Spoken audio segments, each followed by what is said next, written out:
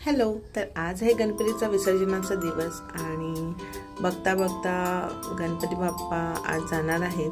तर आम्ही सकाळी उठून आरतीला गेलो आणि काल खूपच लेट झाला होता, त्याच्यामुळे थोडेफार गेम्स बाकी होते. तर आज ते गेम्स झाले आणि सगळे खूपच जोशमध्ये होते.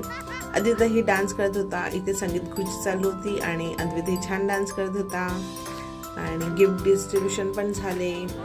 म्हणता संध्याकाळ झाली आणि विसर्जनाचा वेळ जवळच आला होता.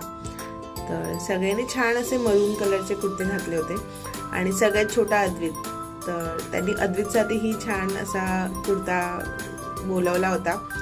तर बाप्पाला मॅचिंग असे सगळे छान छान दिसत होते. मीही छान छान तयारी केली होती, बाळासोबत मॅचिंग झाली होती आणि खूप सारे फोटोज आम्ही काढले बाप्पासोबत आणि छान छान असं डेकोरेशन केलं होतं. सोसायटीमधल्या गणपतीसोबत बिल्डिंगमधलाही एक छोटूसा गणपती होता, तर त्याचंही विसर्जन करायचं होतं.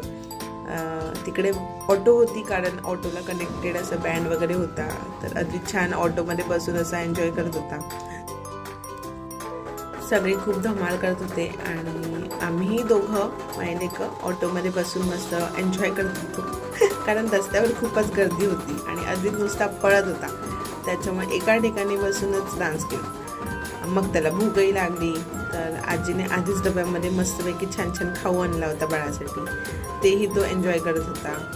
मग खाऊन तर एकदम जोश आलाच. मग आम्ही परत थोडा डान्स केला, त्याला घेऊन नाचली. बाकीही गणपती बाप्पाच येत होते विसर्जनासाठी.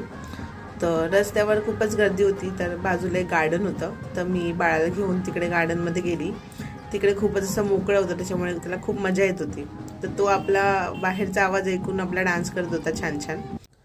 तर शेवटचा क्षण जवळ आला होता, तर सगळ्यांनी खूप एन्जॉय केलं आणि म्हणतात असे दिवस गेले कळलंच नाही. तर खूपच छान वाटलं. बाप्पा येतात तर खूपच आनंद घेऊन येतात सगळ्यांसाठीच आणि इमोशनलही होत होते सगळे. असं आमच्या बाप्पाचं विसर्जन झालं. तर भेटूया मग नेक्स्ट ब्लॉगमध्ये. थँक्यू.